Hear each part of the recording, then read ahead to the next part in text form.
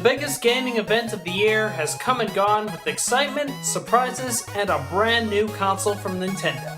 There's a lot of mainstream stuff this year to be excited for, and you'd think there isn't as much indie stuff, right? Well, there's more indie love than you might think. Last week, I was fortunate enough to get in and see some of the awesome games that were coming out soon or already released. But before I get into that, first things first. I'm thrilled to announce that Minecraft is making its console debut this winter exclusively on Xbox 360 and Kinect. Did this really happen? An indie game that started as an experiment by one guy making the Microsoft press conference? Regardless of how Kinect turns out with Minecraft, an indie game has become well known and recognized enough to make it to the main show at E3. Now, I don't know about you, but at least to me, this was a pretty pleasant surprise. That's what I learned at E3 this year, that the smaller companies are on the same floor as Sony and Bethesda, that they're as accepted as the larger companies out there, that they celebrate the fact that anybody from anywhere can make a strong video game and leave a great impression on the industry. And games like Minecraft and even Cave Story from the Nintendo press conference left this impression on me. I've learned this year that E3 is indeed indie as hell. Who'd have thought? So let's talk about a lot of the cool stuff that was there, starting with Microsoft. The Summer of Arcade is about to start really soon, and there I finally got to check out a game I've been clamoring to play. Bastion. An action RPG that tells the story of... Actually, I'll let Supergiant Games explain this one. The story of a kid who wakes up, his whole world's been destroyed, he knows he's supposed to go to a place called Bastion, where one's supposed to meet in case of trouble, and when he gets there he finds nothing but an old man. It's the story of you and that old man trying to make sense of what happened and put the world back together. Thanks a lot, Amar. Bastion has been floating around a few indie sites with some strong hype behind it, and for good reason. It's a top-down action RPG game where you fight off enemies with several different weapons. It's a little more action-based where you have to dodge several baddies on screen using your shield to block and the appropriate tool for the right situation. It has some nice strategy for using the different weapons, and it's a pretty challenging game at that. I found myself dodging and dying quite a few times from the different attacks. The game only lets you carry a certain kind of short-range weapon, long-range weapon, and upgrade. This way it makes it a little more challenging and you have to really strategize your way through. It's a deep and involving system that I can really see skyrocketing with the rest of the game. Another big thing Bastion is well known for is having a voiceover narrator guiding you throughout the entire game. He has a kind of medieval Sin City vibe going about him, making you sound more badass as you go through. So better get ready, cause mother only knows what's out there floating on them rocks. When I first heard about the game and what it was about, I must admit I was a bit skeptical on it. I was worried it could hold the player's hands too much and say things that didn't really need to be said. But Amar actually did have an answer to this question. It was actually one of the first mistakes we made, was that a lot of the lines were really observational. They sort of just were telling you what you already saw, so we started to move away from that, and we do a lot more stuff that it kind of adds a bit of an exposition, or it furthers your understanding of what might have happened in the world, or maybe gives you some gameplay information, so that it's not strictly observational. Yeah. It's sort of deepens what's going on. The game has a lot of great variety with the enemies, challenges, and worlds, and is a drop-dead gorgeous playthrough. With just a team of 7 people, it's a damn impressive looking project that seems to be garnering a lot of great attention. As for a release, it doesn't have an exact date yet, but the Summer of Arcade will start on July 20th, and it'll be in one of the 5 slots in the arcade promotion. Certainly one to look out for. Check them out at supergiantgames.com. Now let's talk about another game that's part of the Summer of Arcade. I think it is debatable on whether or not this counts as an indie game because Microsoft Studios is credited with the game, but you know, this is something that really deserves some more attention. Insanely Twisted Shadow Planet is a bit of a mix between Metroid and Lunar Lander.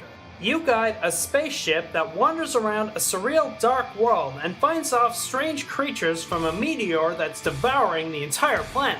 And like Metroid, you're wandering around looking for new weapons and tools to open up new areas and fight off enemies. After the first 5 minutes playing it, I was hooked. It works with the two analog sticks, one to guide your ship through and the second guides your tool or weapon that you're currently using. It's a bit like a twin-stick shooter where you have a different variety of weapons and tools to work with.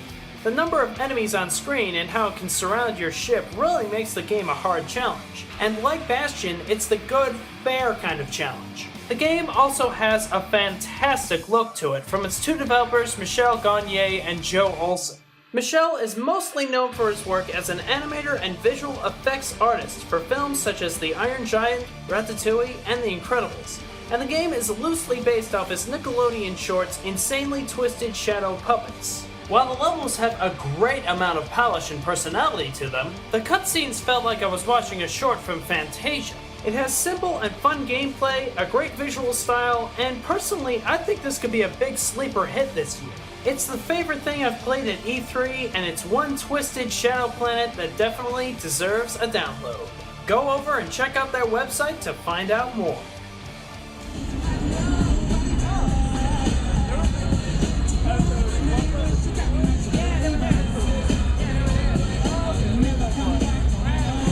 I really couldn't think of anything to say here because, well, the clip speaks for itself. Another pleasant surprise to find this year was the presence of Indiecade. Indiecade is an independent game festival that showcases some of the best and most innovative games that you can sink your teeth into. It's one of the biggest and most respected festivals of its kind. The Cade has showcased several games from Xenoclash, The Path, Nanobots, and even Machinarium. And it has a few of my personal favorites right here at the show. Oh, how I love the V. Also, if you're in the Culver City or Los Angeles area, come by October 6th through the 9th for their big festival with tons of great games. So let's check out a few of the awesome things they had to play right there at the show. Like Ho Ho Co. This has been seen online for a while, and I'm really happy to finally see an early build of the game. Basically, you're this flying worm or snake, and your town is mysteriously under attack. Your mission is to fly around and bring everybody to the ship so they can sail away safe with plenty of fireworks to celebrate. The creator Richard Hogg actually started as an artist before he became a game developer, and the art here is very colorful and unique.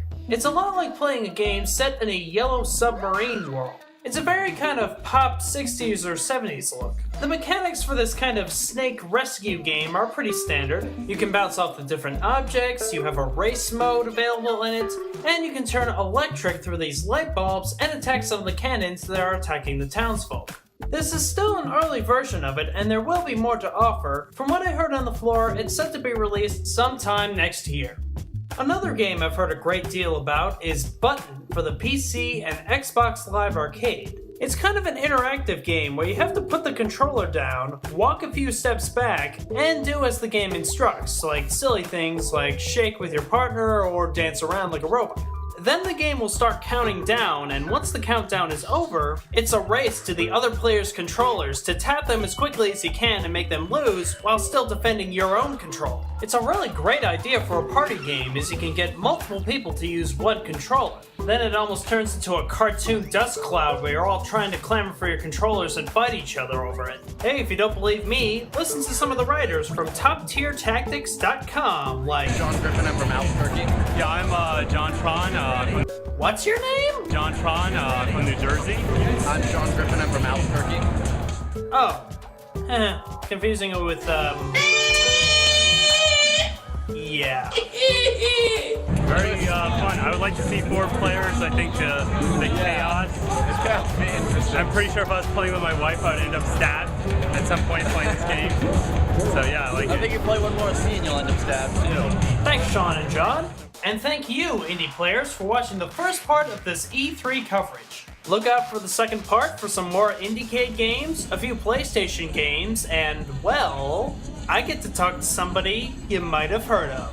Hi, I'm March, and you're watching the Indie Games Searchlight.